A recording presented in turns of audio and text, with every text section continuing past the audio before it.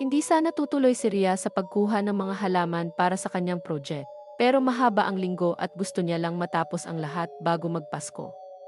Tanghali na nang makarating siya sa paanan ng isang masukal na gubat, isang lugar na lagi nang binalaan ng mga matatanda sa kanilang baryo. Pero hindi siya naniniwala sa mga kwento. Para sa kanya, kwento lang ang lahat hanggang ngayon. Pagpasok pa lang niya, ramdam niya agad ang bigat ng hangin. Parang may nakasilip mula sa pagitan ng malalaking puno ng nara at may mga anino na gumagalaw kahit walang hangin. Inangat niya ang cellphone para tingnan ang direksyon, pero pag-on niya, bigla itong nag-blackout. Bakit ngayon pa? Bulong niya. Nagpatuloy siya, umaasang mabilis siyang matatapos. Sa pagluhod niya para kumuha ng ilang lumot, may narinig siyang mahinang kaluskos sa likod niya. Nililingon niya lang ang paligid pero wala. Tawa lang niya, pusa lang yan o ibon. Pero ang kaluskos, lumalapit, dahan-dahan, mabagal, parang paika-ika. Kinabahan siya kaya mabilis siyang tumayo. Sa gilid ng mata niya, may dumaan, isang maitim na anino, payat at mahaba ang braso, halos kasing haba ng katawan. Paglingon niya, wala na naman. Pero may naiwan, mga yapak sa lupa. Hindi pang tao. Hindi pang hayop. Parang basang bakas ng paa na pahaba at may matatalim na dulo. Hindi. Hindi totoo to, utal niya. Pinilit niya nang lumakad pabalik, pero habang papalayo siya, pakiramdam niya ay mas lalo pang lumalalim ang gubat. Ang mga puno parang pumapalibot sa kanya, bumibigat ang liwanag, at ang tahimik na hangin nagiging parang humuhuning mababa. Sa ikatlong hakbang niya, may bumulong. Ria. Napayuko siya sa lupa, nanlalamig. Sino ang may alam ng pangalan niya?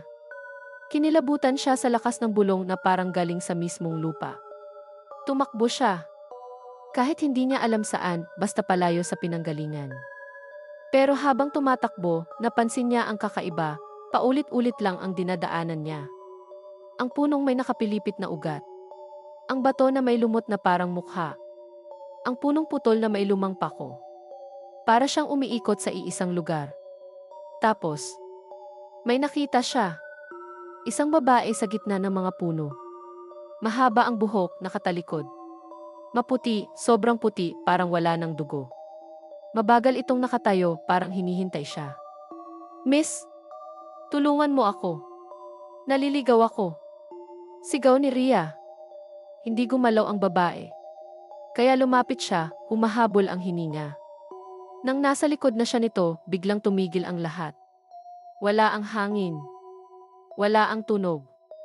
Parang pati puso niya ay sumama sa katahimikan. Miss, dahan-dahang lumingon ang babae, pero hindi ulo ang gumalaw. Ang buong katawan nito ay umiikot, parang manika na pinilipit mula sa bewang pataas. Walang tunog ng buto. Wala ring kirot sa mukha nito.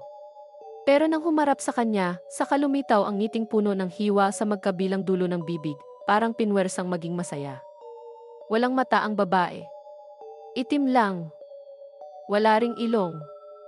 Puro balat na parang hinugot at isinuot lang muli. Hindi. Iyak ni Ria. Habang nakatingin siya, bumubulong ulit ang nilalang. Pero hindi galing sa bibig nito, galing sa paligid. Sa lupa. Sa puno. Sa hangin. Ria. Huwag kang aalis. Matagal ka naming hinahanap. Tumakbo siya ulit, pero parang punong walang katapusan ang bumubungad. Sa bawat pagsilip niya sa likod, naroon pa rin ang babae, hindi naglalakad pero palapit ng palapit, parang lumilipat ang posisyon nito sa bawat pitik ng pilik mata niya. Hanggang sa sumabit ang paa ni Ria sa ugat. Bumagsak siya, nadapa sa malamig na lupa. Nang tumingin siya pataas, nandun na ang nilalang, nakaupo sa binti niya, nakayuko sa mismong mukha niya. Hindi ka na makakalabas, bulong nito. Sa huling sigaw ni Ria, sumama sa hangin ang boses niya, pero walang nakarinig. At kinabukasan, may nakitang bagong yapak sa gubat, mga yapak na maliliit. At dumudugo.